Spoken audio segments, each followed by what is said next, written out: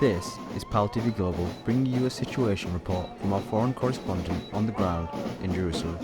Over 630,000 Israelis took to the street across the nation this weekend in protest of the judicial reforms proposed by Prime Minister Benjamin Netanyahu's government. The reforms intend to limit the power of the judiciary, including steps that would allow Parliament to overrule decisions made by the Supreme Court, a move that critics say would undermine the independence of the legal system, putting minority rights at the mercy of the governing majority, and allow the judiciary to be manipulated for political means. Netanyahu, who is the longest tenured Prime Minister in the country's history, has been on trial for bribery, fraud and breach of trust since May 2020, leading many to argue that one goal of this judicial reform is to acquit the Prime Minister of any decision the courts might make. Mr Netanyahu denies this and any wrongdoing and says he is the victim of a witch hunt.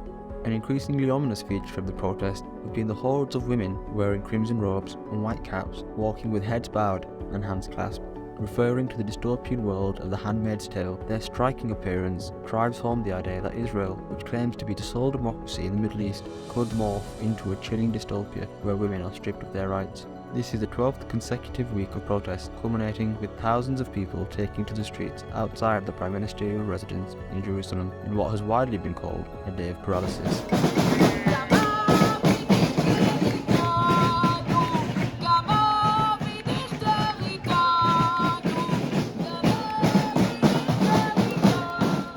Across the country, 2 to 3% of the entire population were demonstrating on the evening of the 25th.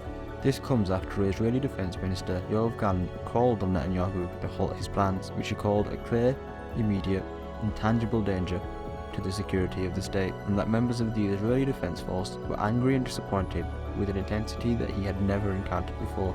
Mr Netanyahu has defied calls to scrap the shake-up, arguing that it is designed to stop the courts overreaching their powers and was voted for by the public at the last election.